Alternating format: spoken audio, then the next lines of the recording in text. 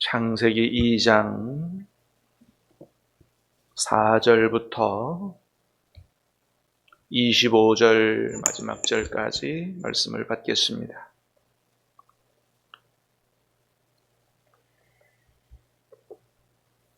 창세기 2장 4절부터 25절까지입니다. 이것이 천지가 창조될 때에 하늘과 땅의 내력이니 여호와 하나님이 땅과 하늘을 만드시던 날에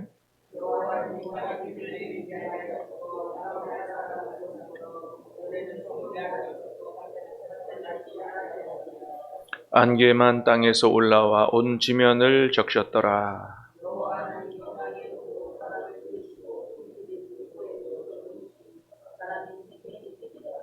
여호와 하나님이 동방의 에덴에 동산을 창설하시고 그 지으신 사람을 거기 두시니라.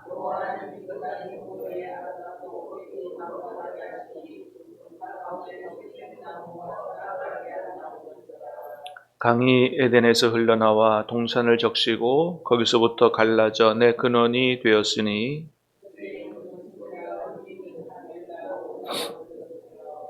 그 땅에 금은 순금이요 그곳에는 베델리엄과 호마노도 있으며 셋째 강의 이름은 힛데겔이라 아수르 동쪽에서 흘렀으며 넷째 강은 유브라데더라.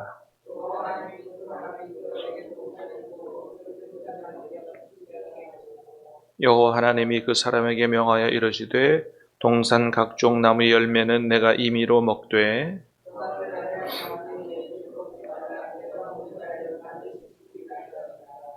여호와 하나님이 이르시되 사람이 혼자 사는 것이 좋지 아니하니 내가 그를 위하여 돕는 배필을 지으리라 하시니라.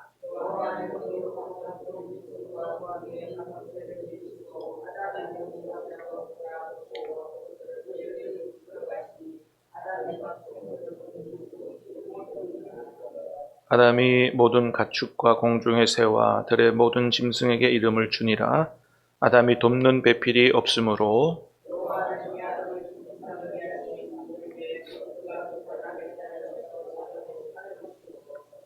여호와 하나님이 아담에게서 취하신 그 갈빗대로 여자를 만드시고 그를 아담에게로 이끌어 오시니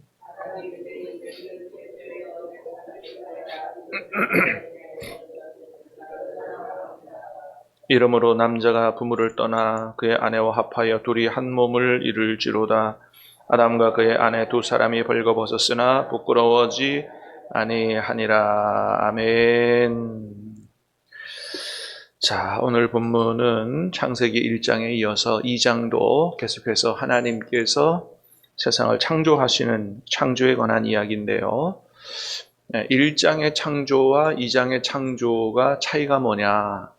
1장의 창조가 온 우주론적인 그 관점을 가지고 창조를 기술했다면 2장의 창조는 눈을 좀 좁혀서 땅을 중심으로 하늘은 이제 1장에서 다 했고 1장에서는 하늘과 땅의 전체가 다 있고 그 중에서 하나님이 더 가장 관심이 계시는 땅을 관점으로 땅 중에서도 인간을 관점으로 창조 이야기를 써간 것이 바로 2장의 이야기입니다.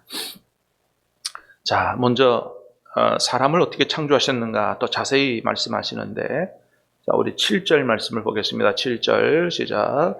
여호와 하나님이 땅의 흙으로 사람을 지으시고 생기를 그 코에 불어넣으시니 사람이 생명이 된지라. 아멘.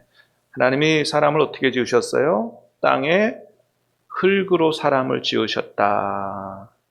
그래서 사실은 사람은요, 흙하고 땅하고 뗄래야 뗄 수 없는 관계에 있는 겁니다.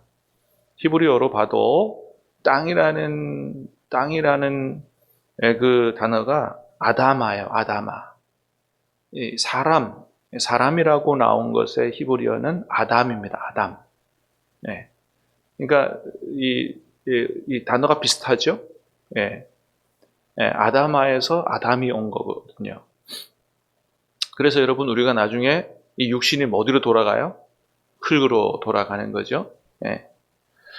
자, 하나님이 땅의 흙으로 사람을 지으셨는데 흙으로 지었다고 사람이 된 게 아니고 어떻게 해요? 생기를 그 코에 불어넣으셨다. 예, 여기 생기라고 하는 말이 나마시 하임이라고 하는 말인데 생명의 호흡 이런 말입니다. 하나님께서 우리에게 생명의 호흡을 불어넣으셨다. 숨을 불어넣으신 거죠. 예, 그렇습니다. 그래서 여러분 우리 사람이 하나님께서 생명의 호흡을 불어넣어서 살아있게 된 존재이기 때문에 그 뒤에서 뭐라 그랬어요? 생기를 그 코에 불어넣으시니 사람이 생명이 된지라.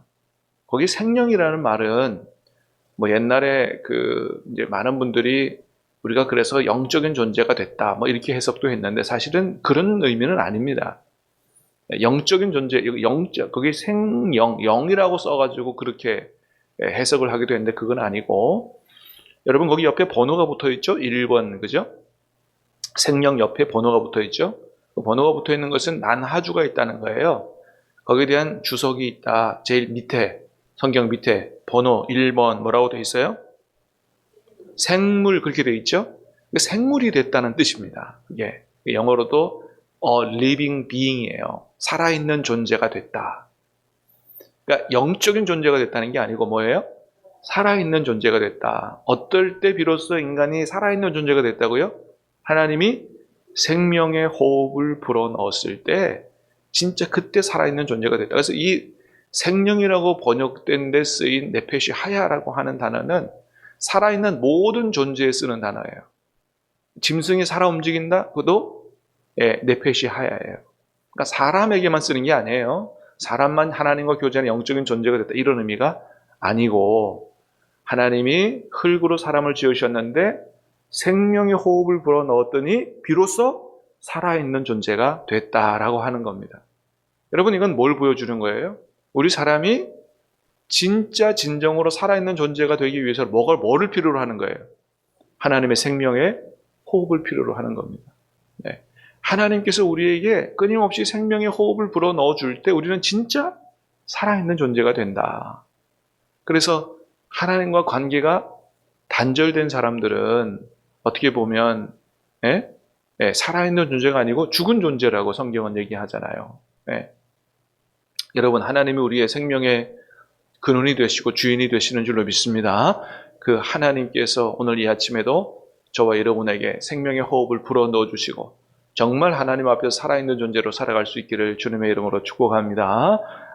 우리 인간은 하나님이 생명의 호흡을 불어넣어 주실 때 비로소 살아있는 존재가 된다. 자, 그런 것이죠. 자, 8절 9절도 읽어보겠습니다. 8절 9절 시작. 여호와 하나님이 동방의 에덴을 창설하시고 그 지으신 사람을 거기 두시니라.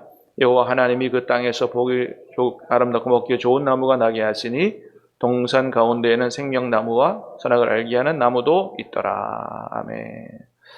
자, 하나님이 사람을 지으시고 그 다음에 뭐를 주셨어요? 에덴 동산을 주셨죠. 자, 이거를 보면 하나님이 어떤 분이신 걸 보게 돼요? 하나님은 우리에게 가장 좋은 것을 주시기를 원하시는 분이다라는 것을 보게 되죠. 뭐 사람들이 가장 소망하는 게 에덴 동산 아니겠어요? 가장 좋은 것을 주시기를 원하신다라고 하는 겁니다. 여러분 하나님께서 올 한 해도 저와 여러분에게 가장 좋은 것을 주시기를 원하시는 줄로 믿으시길 바랍니다. 그걸 준비하시는 하나님이시죠. 자, 에덴 동산을 두셨다. 자, 근데 이제 동방의 에덴 동산을 창설하셨다 그러니까 사람들이 옛날에도 뭐 이제 이런 쪽에 관심 있는 사람이 있잖아요. 동방 어디냐? 밑에 보니까 유브라데 강도 오는데 그쪽이 어디 에덴 동산에 있느냐? 뭐 에덴 동산이 어디 있는지를 찾고 뭐 이런 인간의 궁금증이 있고 또 그런 사람들도 있는데 여러분 중요한 거는 에덴 동산이 어디에 만들어졌느냐가 중요한 게 아니고 뭐가 더 중요한 거예요? 누가 주셨나가 중요한 거예요. 동쪽에 만들든 서쪽에 만들든 누가 주셨다는 거예요? 하나님이 주셨다는 거예요. 그러니까 에덴 동산의 축복을 누리기 위해서 어디로 찾아갈 것이 아니고 장소가 중요한 게 누구라고요? 하나님이 주셨다는 겁니다. 다시 말해서 하나님과 관계가 회복되면 여러분, 하나님이 우리에게 에덴 동산 같은 축복을 주시는 줄로 믿으시길 바랍니다. 그러니까 누가 주셨느가 중요한 거지 어디에 있느냐가 중요한 게 아니다라고 하는 것이죠. 자, 에덴 동산을 창설하시고 거기에 각종 보기에 먹기에 좋은 나무가 나게 하셔서 그거 먹고 이제 살게 하셨다. 그런데 자, 에덴 동산 안에 어떤 나무도 하나님이 만드셨어요? 자, 16절, 17절 보겠습니다. 16절, 17절 시작. 여호와 하나님이 사람에게 명하여 이르시되 동산 각종 나무 열매는 내가 임의로 먹되 선악을 알게 하는 나무 열매는 먹지 말라. 내가 먹는 날에는 반드시 죽으리라 하시니라. 아멘. 자, 모든 것들을 다 먹는데 하나 딱 먹지 말라고 한 나무를 하나 만드셨어요. 그것도 동산 중앙에다가, 그러니까 정확히 보도록 만드셨습니다. 다시 말하면 선악과라고 하는, 소위 말하는 선악을 알게 하는 나무의 열매는 먹지 말라 그러셨어요. 여러분, 왜 하나님께서 이렇게 에덴 동산 안에 선악을 알게 하는 나무를 만드셨을까요? 그 사람들이 그렇게 합니다. 괜히 하나님이 그거 만들어 가지고 그거 먹게 하고 죄짓게 하고 그래서 우리가 죄짓는 건 하나님 탓이다. 그런 얘기를 해요. 안 만들면 되지 않습니까? 괜히 만들어 가지고 그랬다. 근데 여러분, 하나님이 동산의 중앙에 선악과 나무 만든 게 우리로 하여금 죄짓도록 하기 위해서 만드셨겠어요? 그거 아니잖아요. 하나님이 그 선악을 알게 하는 나무 열매만 말고 모든 동산의 나무 열매를 다 먹도록 그렇게 모든 것들을 다 허락하셨어요. 근데 딱 하나만 하지 말라는 거거든요. 요것만 하지 마라. 그 왜 그렇게 하셨냐 하면은 하나님이 하나님 됨을 알고 너는 나의 피조물 됨을 인정하라는. 근데 그렇지 않으면 인간이 모든 것들을 다 할 수 있는 존재가 됩니다. 그죠? 하나님이 그만큼의 자유를 주신 거예요. 어떤 자유까지 주셨냐면은 동산 중앙의 선악과도 따먹을 수 있는 자유까지 주신 거거든요. 그러니까 여러분, 하나님이 우리를 만드실 때 기계적인 존재로 만들기를 원하지 않으신 거예요. 그렇게 만드실 수도 있죠. 그죠? 기계처럼. 이게 탁 버튼 누르면 그 버튼 누른 대로만, 하나님이 지시한 대로만 움직이는 그런 기계처럼 만들 수도 있잖아요. 그러면 죄 지을 일이 없죠. 근데 하나님은 그런 기계적인 존재를 원하시는 게 아니에요. 어떤 존재를 원하세요? 자유의지를 가지고 사는 존재. 자유롭게 살면서 정말 자기의 자유를 가지고 하나님을 순종하고 하나님을 찬양하고 하나님을 예배하고 하는 존재를 원하시는 거지. 하나님이 프로그램 딱 해가지고 주일 되면 모두가 빠지지 않고 다 저절로 교회 오고 예배하고 이런 존재를 원하시는 게 아니란 말이죠. 어떤 의지도 주신 거예요? 주일을 빠질 수 있는 의지도 주신 거예요. 그러니까 자원하는 마음으로 하나님을 섬기기를 원하시는 거죠. 그렇습니다. 자, 그래서 이것마저 안 주셨으면, 이 마지노선입니다. 마지노선. 이것마저 안 주시면 하나님이나 인간이나 마음대로 자기 의지대로 모든 걸 다 할 수 있는 존재가 돼요. 마치 진짜 우리가 하나님같이 됩니다. 하나님이 그걸 원하시는 게 아니거든요. 우리가 하나님 주시는 진정한 복을 누리기 위해서는 어떤 마지노선은 지켜야 돼요? 하나님은 하나님이 되시고 나는 하나님이 금지해 놓은 것, 하나님이 우리에게 절제를 요구하시는 것은 최소의 마지노선이에요. 요것만큼은 하지 말고 모든 것들을 다 자유롭게 원하는 대로 해라. 단 요것만큼은 하지 마라 라고 말씀하신 것은 최소한 마지노선. 그것을 아멘하고 지킬 때 하나님은 하나님이 되시고 우리는 하나님이 창조하신 사람이 돼서 하나님이 주신 복을 누리고 살게 된다는 거죠. 자, 그런데 이 자유를 포기하고 하나님 명령을 거부하고 불순종했어요. 그래서 결국 어떻게 됐습니까? 하나님이 주신 모든 축복을 다 잃어버리게 되는 결과를 가져온 거예요.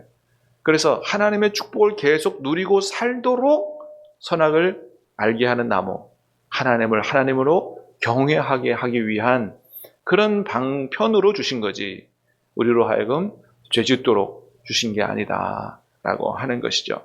여러분 오늘날도 마찬가지입니다. 하나님께서 우리에게 모든 것들을 다 할 수 있는 자유의지를 주시되 뭐예요? 이것만큼은 하지 마라 라고 주신 말씀들이 있어요. 그게 오늘날 우리에게 주신 선악과와 같은 겁니다. 그걸 벗어나지 말라는 거예요. 그건 넘어서지 말라는, 그건 하나님 말씀하시는 거다. 그거는 그것만큼 지켜라. 네.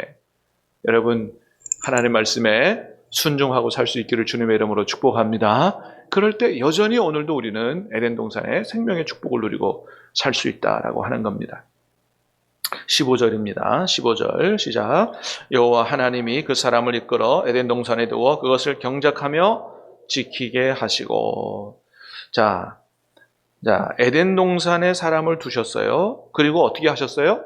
그것을 경작하여 지키게 하셨다. 그러니까 여러분 에덴 동산은 날마다 먹고 자고 놀고 하는 데가 아니라는 것을 알죠. 그러니까 여러분 에덴 동산을 우리가 자꾸 착각해요. 에덴 동산 하면 아무 일도 안 하고 맨날 먹고 놀고 자고 이런 곳이라고 착각해요. 그렇지 않습니다. 에덴 동산에서 아담은 어떻게 해요? 그것을 경작하는 일을 했어요. 하나님이 일을 주신 거예요. 그러니까 일이라고 하는 거는 범죄하고 난 이후에 죄와 벌로 온 게 아니에요. 원래 에덴 동산에부터 하나님의 창조 섭리 가운데 있던 겁니다. 그래서 일은 하나님이 주신 거고 이거는 복된 거고 이게 축복의 통로예요. 예. 그래서 노동은 하나님께서 주신 거기 때문에 신성한 겁니다. 이게 꼭 돈을 많이 벌어야 좋은 일이고 돈을 적게 벌면 나쁜 일, 그런 게 아니에요. 원래는 노동은 신성한 거요. 하나님이 우리에게 복으로 주신 거예요. 그런데 범죄하고 난 이후에 이 신성하고 이 복된 일이 어떻게 바뀌었어요? 괴로움과 고통과 생계수단과 이렇게 바뀐 거예요. 일하기 싫은데 어쩔 수 없이 먹고 살아야 일한다. 이게 뭐예요? 범죄한 이후에 나타난 현상인 거예요. 예. 그래서 우리 크리스찬들은 일을 그렇게 생각하면 안 되고 하나님이 인간을 창조하시고 뭐라고 하셨어요? 생육하고 번성하고 땅에 충만하고 온 세상을 다스리라. 그죠? 다스리라. 정복하라. 그거는 단순히 우리가 힘으로 눌러 정복하고 파괴하고 우리 마음대로 그게 아니고 뭐예요? 하나님의 대리 통치자로 세운 거고 선하신 하나님 대신 이 세상을 잘 관리하고 살게 하고 하나님이 주신 뜻으로 하나님의 축복을 흘러보내는, 그래서 만물이 하나님의 복을 받아 살게 하는 일로서 그렇게 일을 하라 그런 뜻이거든요. 그렇습니다. 그래서 이제 우리가 예수님 안에서 구원받았다면 하나님이 우리에게 주신 일의 그 목적을 회복해야 되는 겁니다. 단순히 먹고 살기 위해서 일하는 게 아니고 뭐예요? 이 일을 통해서 하나님의 뜻을 이루고 또 축복을 누리고 하나님의 축복을 흘러보내는 이런 의미로서의 일이고, 그래서 직업은 청교도들은 소명이라 그랬습니다. 하나님의 뜻을 이루는 통로다. 먹고 살기 위해서 어쩔 수 없이 일하는 것이 아니고 하나님의 뜻을 이루고 축복의 통로로서 또 우리가 그 일을 통해서 하나님의 복을 누리는 그런 복된 여러분의 일터 되시기를 주님의 이름으로 축복합니다. 18절 말씀도 보겠습니다. 시작. 여호와 하나님이 이르시되 사람이 혼자 사는 것이 좁지 아니하니 내가 그를 위하여 돕는 배필을 지으리라. 그리고 누구를 만드셨어요? 여자를 만드셨다. 그러니까 여자는 돕는 배필로 지어진 존재예요. 네, 돕는 배필로 지어진 존재라 그러니까 남자보다 여자가 열등하다 이런 인식을 갖는 분들이 있어요. 절대 그게 아닙니다. 이 돕는 배필의 히브리어는 에제르 크네그도예요. 도움이라는 말이 에제르예요. 근데 이 에제르라고 하는 도움이라는 말은 어디에서 많이 쓰였냐면 하나님이 우리의 도움이시다라고 할 때 쓰인 말이에요. 그게 열등한 존재라면 하나님이 우리보다 열등해요? 그래서 하나님이 우리를 돕는 존재예요? 아니잖아요. 자, 부족한 우리를 온전히 세우기 위해서 돕는 존재고, 그 다음에 크네그도는 마주보는, 동등한 이런 뜻입니다. 그러니까 남자와 여자가 뭐예요? 마주보는 존재요, 동등한 존재다. 열등한 존재가 아니라는 겁니다. 그래서 하나님이 위에서 돕는 분이라면 여자는 어떻게 해요? 마주보고 동등한 위치에서 돕는 존재예요. 짐승들은 어때요? 사람보다 열등한 위치에서 돕는 존재다라고 하는 겁니다. 그래서 절대로 성경은 여자가 남자보다 열등한 존재라고 얘기하지 않아요. 오히려 뭐로 만들었다고 얘기해요? 흙이 아니고 뼈로 만들었다. 더 단단해요, 사실은. 예. 그래서 이렇게 마치 젓가락처럼 한쪽이 없으면 재구시를 못하는 이런 게 인간이고, 하나님이 창조하신 남자와 여자가 같이 한 마음 한 몸을 이룰 때 온전한 가정, 진정한 행복을 누리는 그런 하나님이 원하시는 그림이 바로 이런 그림의 가정이다. 그래서 여러분 밑에 보니까 뭐라고 얘기합니까? 23절, 24절 시작. 아담이 이르되 이는 내 뼈 중에 뼈요 살 중에 살이라. 이것을 남자에게서 취하였은즉 여자라 부르라 하니라. 이러므로 남자가 부모를 떠나 그의 아내와 합하여 둘이 한 몸을 이룰지로다. 자, 여자를 데려오셨을 때 아담이 최고의 찬사를 보내죠. 내 뼈 중에 뼈요 살 중에 살이라. 그 다음에 남자가 부모를 떠나 둘이 한 몸을 이룰지로다. 하나님이 그리시는 가정이 어떤 가정의 모습이에요? 부부가 서로에게 최고의 찬사를 보내고 마음도 몸도 온전히 하나 되는, 이것이 하나님이 원하시는 부부의 그림이고 가정의 그림이다. 이런 축복이 오늘도 저와 여러분의 가정 가운데 이루어질 수 있기를 주님의 이름으로 축복합니다. 기도하겠습니다.